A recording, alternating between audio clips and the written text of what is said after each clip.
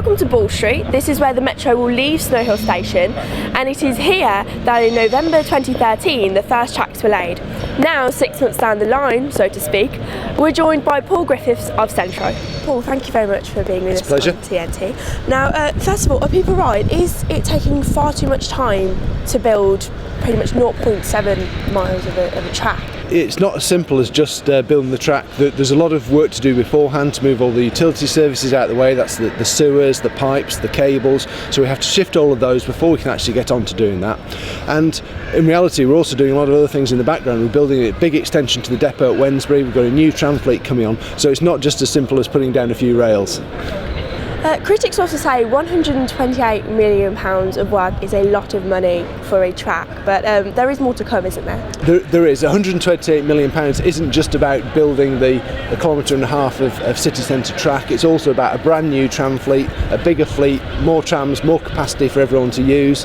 It's about a big depot which allows us to expand the operation in the future, and we've got all sorts of plans for further routes in Wolverhampton, the further extension in Birmingham itself up to Centenary Square to tie into the ICC. That's a really important link. And then of course we'd like to tie into the HS2 station when that comes along as well, and out into Digbeth. So there's lots more to come as well. It's great for visitors because they know exactly where it's going to go, where it's going to take them. It's easy to use and it's quick.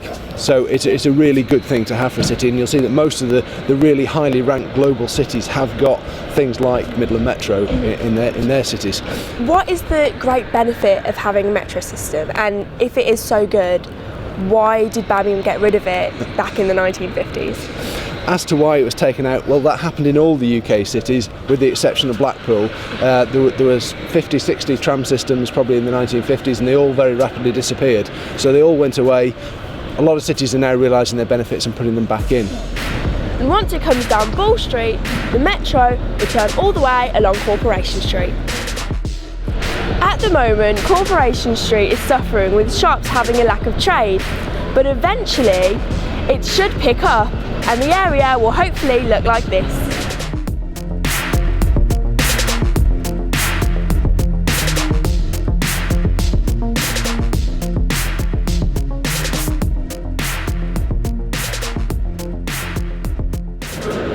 It will be the terminus of the Metro at the start of the impressive facade of New Street Station.